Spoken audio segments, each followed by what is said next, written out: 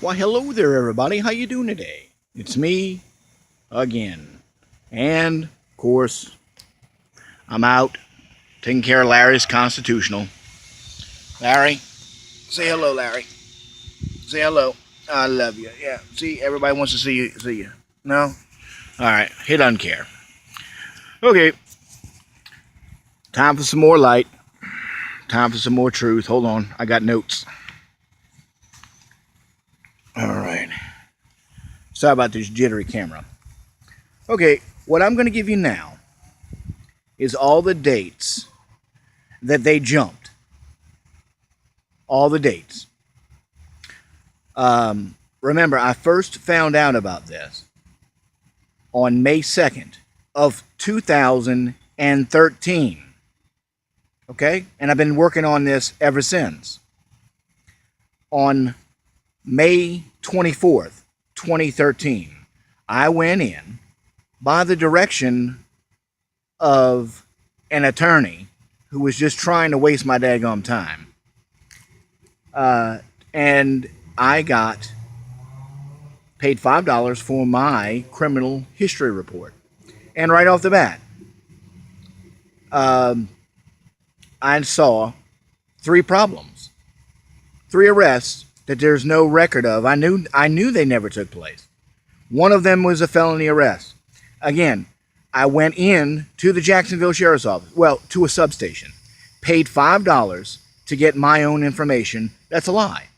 Now, and this was on 5/24/2013. And I was shocked at what I saw. I couldn't believe it. I knew it never took place. Okay? Knew it.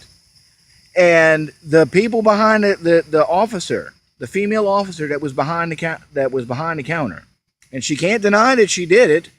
She signed it, put her badge number on it, for crying out loud. She was scared.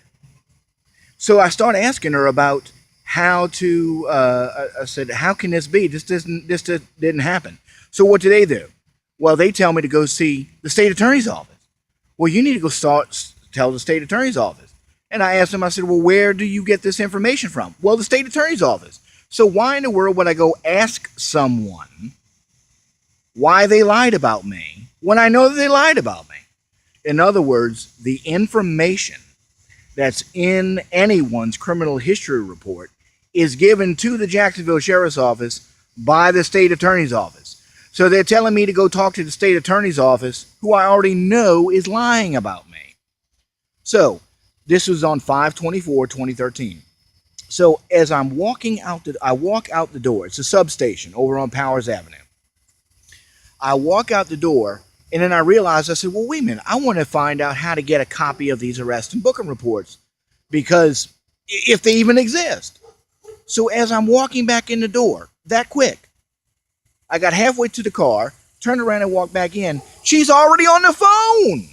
And she says, as I open up the second double door, she says, "He just came back in. Let me call you back." And I just look at her like, really? So I just pretend like I didn't hear that. And I ask her how do I get a copy of the arrest and booking reports? You know, the three of them that don't exist. And of course, it gives me no information. Bunch of runarounds. Okay. So I finally I have to figure it out. They don't want me to know when this, because they just got caught. Okay. So I find out, and I then find out that there's not just one, there's 2 court cases that should not exist because there is no arrest and booking report for it. So I have all of the documents, which Almighty God has kept safe and secure, uploaded. And they load them up. One, a felony case file.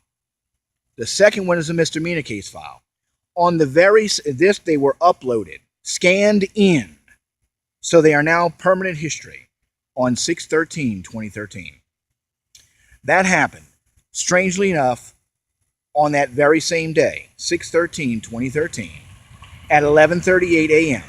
I get a call from the Jacksonville Sheriff's Office, someone at the Jacksonville Sheriff's Office, who asked me if I would be willing to help meet them someplace to discuss something that they're working on that I can help them with. So I say, hey, sure. I'd be more than happy to help you out. So what exactly is it that you are working on? What exactly is it I can help you out with? And the officer said, well, I really would rather not discuss that on the telephone. Now, folks, I'm sorry. The only way to get my phone number is for me to give it to you. It's not listed anywhere. So the police officer is calling me up, asking me to meet him someplace. I don't know, behind Walmart. How about that? Let's meet behind Walmart to discuss something. So I say, well, wait a minute now. You're not comfortable talking about it. Well, then guess what? I'm not comfortable meeting you someplace to discuss something that you're not comfortable with discussing on the telephone. So instantly his whole demeanor changes. And he says, well, then I guess we'll be seeing you around then. I said, well, doubtful, because I'm not a criminal. Whole conversation, less than a minute. That was on 6/13/2013. 8/4/2014. I go in. This is a year later, over a year later. I go in and deliver all the information to report this ongoing corruption to, silly me, the Jacksonville Sheriff's Office. Not to a patrol officer, but to the, what is that? Internal Affairs. Okay? The guy urinates on himself. The guy refuses to take the information. I've got everything by this point. He refuses to bring me arrest and booking reports because there are no arrest and booking reports to take place. He refuses to take the information that I have, which is their own information. And he tells me I have to mail it in. So what do? I mail it in, is what I do. I write down everything, compile everything at my own expense, and mail it in to them. And then I did that on July 18th of 2014. It's all right there on the Facebook page. And then on July 21st, 2015, I'm sorry, I mailed it in on July 18th, 2015. On July 21st, 2015, the undersheriff calls me up, assuring me,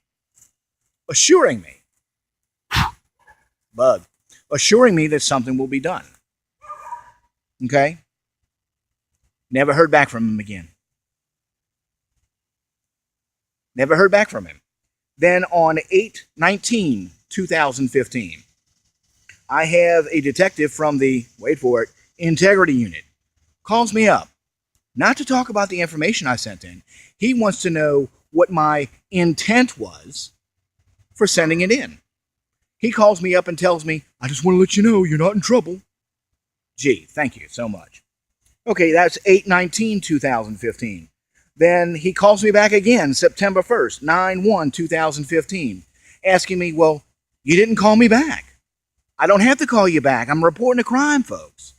I'm reporting a crime. Then I tell him, look, why are you calling me? Do your job. If you can't do your job, if I haven't done anything wrong, and you want to talk about why I sent in the information, you're actually asking me why I'm reporting a crime. Oh, you're mad because I'm busting you all, you and yours. That's the problem. I'm just reporting the wrong people committing the crimes, I see. So then on 9/15/2015, now we've upgraded to a sergeant from the Integrity Unit calling me back. No, I'm sorry. 9/15, I call back the undersheriff, and I ask him to please give me a phone call. And I want some information on, it's been 2 months since I sent in the information. And he assured me, the first time he called me on 7/21/2015, he was scared to death. He said, you have to give us a couple of days. Well, okay, take all the time you want. Okay, fine and dandy. Never bothered the man again. Now I call him back up and he's like, well, who are you again? Right.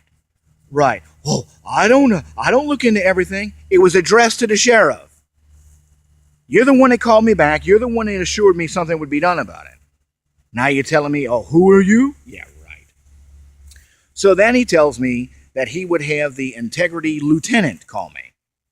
Either himself or the integrity lieutenant. I don't know why, because I told him that I would only talk to the sheriff and the two judges. But now they keep getting everybody else involved. Okay? So then on 9/16/2015, the sergeant calls me up, not to talk about the information, not to talk about the crimes, but to talk about why I had a problem with the integrity detective calling me up. Okay? So that's 1, 2, 3, 4, 5, 6, 7, 8 different times that they've jumped. And there's a whole lot more. There's a whole lot more. So I just got to give it to you in bits and pieces. And they have yet to deal with it. Almighty God's not mocked, folks. These people are scared to death. They are lying. They are doing their absolute best to avoid the truth. You can't avoid the truth. If you're incapable of doing your job, then you should have never taken the oath. If you're incapable of being law enforcement, then please do us all a favor. Step down and let someone who is capable of keeping their oath and enforcing the law do the job for you. Because apparently you all are incapable of doing it. More in the next video.